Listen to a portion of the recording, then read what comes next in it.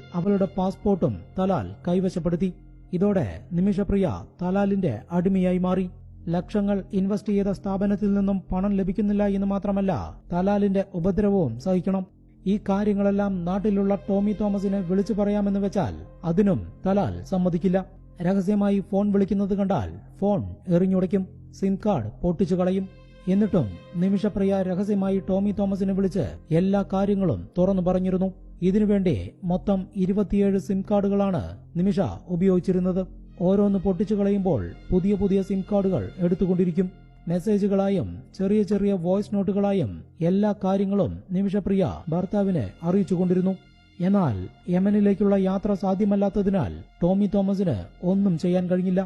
ഇതേസമയം നിമിഷ അനുഭവിക്കുന്ന പീഡനങ്ങളെക്കുറിച്ച് നേരിട്ടറിയാവുന്ന ഒരാൾ മാത്രമായിരുന്നു അന്ന് യമനിലുണ്ടായിരുന്നത്, ഹനാൻ. നിമിഷപ്രിയ താമസിച്ചിരുന്ന വീട്ടിൽ ഗ്രൗണ്ട് ഫ്ലോറിൽ വാടകയ്ക്ക് താമസിച്ചിരുന്ന യമൻ സ്വദേശിനിയായ മറ്റൊരു നഴ്സായിരുന്നു ഹനാൻ. പലപ്പോഴും തലാലിന്റെ ഉപദ്രവം അതിരുകടക്കുമ്പോൾ നിമിഷപ്രിയ ഹനാന്റെ വീട്ടിലാണ് അഭയം പ്രാപിച്ചിരുന്നത്. അവളോട് നിമിഷപ്രിയ എല്ലാ കാര്യങ്ങളും തുറന്നു പറഞ്ഞിരുന്നു. എന്നാൽ നിമിഷയെ ആശ്വസിപ്പിക്കുകയല്ലാതെ ഹനാന് കൂടുതലായൊന്നും ചെയ്യാൻ കഴിയുമായിരുന്നില്ല. ഇതിനിടയിൽ പലപ്പോഴും തലാൽ ജയിലിലാവും. ചില സമയങ്ങളിൽ നിമിഷപ്രിയയുടെ പരാതിയിലായിരിക്കും, മറ്റു ചിലപ്പോൾ മറ്റുള്ളവരുമായുള്ള പണമിടപാടിന്റെ പേരിലായിരിക്കും. ചുരുക്കി പറഞ്ഞാൽ ആളുകളെ പറ്റിച്ച് പണമുണ്ടാക്കുന്നത് തലാലിന്റെ ഒരു രീതിയായിരുന്നു. ഇതൊന്നും മനസ്സിലാക്കാതെയാണ് നിമിഷപ്രിയ ക്ലിനിക്ക് തുടങ്ങുന്നതിനായി തലാലിന്റെ സഹായം തേടിയിരിക്കുന്നത്. തലാൽ ജയിലിലായിരിക്കുമ്പോൾ മാത്രമായിരുന്നു നിമിഷപ്രിയ സമാധാനത്തോടെ ഉറങ്ങിയിരുന്നത്. ജയിലിൽ നിന്നും പുറത്തിറങ്ങിയാൽ എല്ലാം പഴയപടിയാവും. ഇതേ രീതിയിൽ മാസങ്ങൾ കടന്നുപോയി. ഒടുവിൽ നിമിഷപ്രിയയ്ക്ക് ഒരു കാര്യം മനസ്സിലായി. ലോക്കൽ സപ്പോർട്ടുള്ള തലാലിനെ എതിർത്ത് തനിക്കിനി ഒന്നും ചെയ്യാൻ കഴിയില്ല. ക്ലിനിക്കിനായി ഇൻവെസ്റ്റ് ചെയ്ത പണവും തിരിച്ചു കിട്ടില്ല. ജീവൻ വേണമെങ്കിൽ എത്രയും പെട്ടെന്ന് നാടുവിടണം. പക്ഷേ അതിലും ഒരു പ്രശ്നമുണ്ട്. അവളുടെ പാസ്പോർട്ട് തലാൽ കൈവശപ്പെടുത്തിയിരിക്കുകയാണ്. അത് തിരിച്ചു കിട്ടാതെ രാജ്യം വിടാൻ കഴിയില്ല. അവൾ പലതവണ കരഞ്ഞപേക്ഷിച്ചിട്ടും തലാൽ പാസ്പോർട്ട് കൊടുക്കാൻ തയ്യാറായില്ല. നിമിഷപ്രിയ ഈ വിഷമങ്ങളെല്ലാം അവളുടെ ക്ലിനിക്കിൽ ട്രീറ്റ്മെന്റിന് വരാറുള്ള ജയിൽ വാർഡനോട് പറയുമായിരുന്നു. ഈ പറയുന്ന ജയിൽ വാർഡന് തലാലിന്റെ സ്വഭാവം എന്താണെന്ന് വ്യക്തമായിട്ടറിയാമായിരുന്നു. നിമിഷപ്രിയയുടെ അവസ്ഥ കണ്ട് സഹതാപം തോന്നിയ ആ ജയിൽ വാർഡൻ അവൾക്കൊരു വഴി പറഞ്ഞുകൊടുത്തു. അതായത്, നല്ലൊരവസരം ലഭിക്കുമ്പോൾ തലാലിന്റെ ദേഹത്ത് ഒരു മയക്കുമരുന്ന് കുത്തിവെക്കുക. പാതി മയക്കത്തിൽ നിമിഷ പറയുന്നത് തലാൽ അനുസരിക്കണം. ആ രീതിയിൽ മാത്രമേ ഡോസ് നൽകാൻ പാടുള്ളൂ. എങ്കിൽ മാത്രമേ പാസ്പോർട്ട് ഒളിപ്പിച്ചിരിക്കുന്ന സ്ഥലം തലാലിൽ നിന്നും ചോദിച്ചു മനസ്സിലാക്കാൻ പറ്റൂ. ഒരു നഴ്സായിരുന്നതുകൊണ്ട് തന്നെ അതിനുവേണ്ടി ഏത് മരുന്ന് കുത്തിവെക്കണമെന്ന് നിമിഷപ്രിയയ്ക്ക് വ്യക്തമായ ധാരണയുണ്ടായിരുന്നു. അങ്ങനെ ആ മരുന്ന് വീട്ടിൽ കൊണ്ടുവച്ച് പറ്റിയൊരു അവസരത്തിനായി നിമിഷപ്രിയ കാത്തിരുന്നു. 2017 ജൂലൈ മാസത്തിലൊരു ദിവസം മദ്യലഹരിയിൽ തലാൽ നിമിഷപ്രിയയുടെ വീട്ടിലേക്ക് കയറി വന്നു. അന്ന് നിമിഷപ്രിയ അവന്റെ ദേഹത്ത് മരുന്ന് കുത്തിവെച്ചെങ്കിലും പൂർണ്ണമായും മദ്യലഹരിയിലായിരുന്ന തലാലിനെ അവൾക്ക് വിളിച്ചുണർത്താൻ കഴിഞ്ഞില്ല. അടുത്തൊരവസരത്തിനായി അവൾ കാത്തിരുന്നു. 1-2 ദിവസത്തിനുള്ളിൽ തന്നെ അടുത്ത അവസരവും ലഭിച്ചു. എന്നാൽ ഇത്തവണ ഡ്രഗ്സ് ഉപയോഗിച്ചിട്ടാണ് തലാൽ ആ വീട്ടിലെത്തിയത്. പറ്റിയൊരു അവസരം നോക്കി നിമിഷപ്രിയ മരുന്ന് ഇൻജെക്ട് ചെയ്തു. നിമിഷ നേരങ്ങൾക്കുള്ളിൽ തലാൽ നിലത്ത് വീണ് പിടയുകയും ഉറക്കെ നിലവിളിക്കുകയും ചെയ്തു. ഏതാനും സെക്കൻഡുകൾ മാത്രമേ ആ നിലവിളി നീണ്ടു നിന്നുള്ളൂ. പതിയെ പതിയെ തലാലിന്റെ ശബ്ദം നിലച്ചു. പേടിച്ചു വിറച്ച നിമിഷപ്രിയ അവന്റെ പൾസ് പരിശോധിച്ചതോടെ ആ നടുക്കുന്ന സത്യം അവൾ തിരിച്ചറിഞ്ഞു. തലാൽ അബ്ദു മഹ്ദി മരണപ്പെട്ടിരിക്കുന്നു. അവന്റെ ദേഹത്തുണ്ടായിരുന്ന ഡ്രഗ്സും നിമിഷപ്രിയ കുത്തിവെച്ച മരുന്നും കൂടി ചേർന്നുണ്ടായ റിയാക്ഷനായിരിക്കും മരണകാരണം, അല്ലെങ്കിൽ ഓവർഡോസ്. തലാൽ എന്ന ശല്യത്തെ തന്റെ ജീവിതത്തിൽ നിന്നും ഇല്ലാതാക്കാൻ നിമിഷപ്രിയ ആഗ്രഹിച്ചിരുന്നു എന്നുള്ളത് സത്യമാണെങ്കിലും അതിനുവേണ്ടി ഒരു കൊലപാതകം നടത്തുന്നതിനെക്കുറിച്ച് അവൾ ചിന്തിച്ചിരുന്നില്ല. ഇപ്പോൾ ആഗ്രഹിച്ചിട്ടല്ലെങ്കിലും താൻ ഒരു കൊലയാളിയായിരിക്കുന്നു എന്നുള്ള സത്യം നിമിഷപ്രിയ തിരിച്ചറിഞ്ഞു. അവൾ ഉടനെ ഗ്രൗണ്ട് ഫ്ലോറിലുള്ള വീട്ടിലേക്ക് ഓടിച്ചെന്ന് ഹനാനോട് നടന്ന കാര്യങ്ങളെല്ലാം തുറന്നു പറഞ്ഞു. ഹനാനും മുകളിൽ വന്ന് തലാലിന്റെ പൾസ് പരിശോധിച്ചു. മരണം നടന്നിരിക്കുന്നു എന്ന് അവൾക്കും മനസ്സിലായി. നിമിഷപ്രിയ അനുഭവിച്ചിരുന്ന എല്ലാ പീഡനങ്ങളെക്കുറിച്ചും നേരിട്ടറിയാവുന്ന പല അതിക്രമങ്ങൾക്കും ദൃക്സാക്ഷിയായിരുന്ന ഹനാൻ നിമിഷപ്രിയയെ സഹായിക്കാൻ തീരുമാനിക്കുന്നു. അങ്ങനെയാണ് ഡെഡ് ബോഡി മറവ് ചെയ്യാൻ അവരൊരു വഴി കണ്ടുപിടിച്ചത്. ഇരുവരും ചേർന്ന് സർജിക്കൽ ബ്ലേഡ് വെച്ച് തലാലിന്റെ മൃതദേഹം തുണ്ടുതുണ്ടായി മുറിച്ചു. ശേഷം അവ ഒരു ചാക്കിൽ നിറച്ച് ആ വീട്ടിലെ വാട്ടർ ടാങ്കിൽ കൊണ്ടിട്ടു. എന്തായാലും ഡെഡ് ബോഡി പോലീസ് കണ്ടെത്തുമെന്നും തങ്ങൾക്കെതിരെ അന്വേഷണം വരുമെന്നും അവർക്കറിയാം. അതിനുള്ളിൽ രാജ്യം വിടണമെന്നുള്ള ഉദ്ദേശമായിരുന്നു അവർക്കുണ്ടായിരുന്നത്. അതിനാലാണ് അവർ ഡെഡ് ബോഡി വാട്ടർ ടാങ്കിൽ ഒളിപ്പിച്ചത്. മറ്റൊന്നിനുമുള്ള സമയം അവർക്കുണ്ടായിരുന്നില്ല.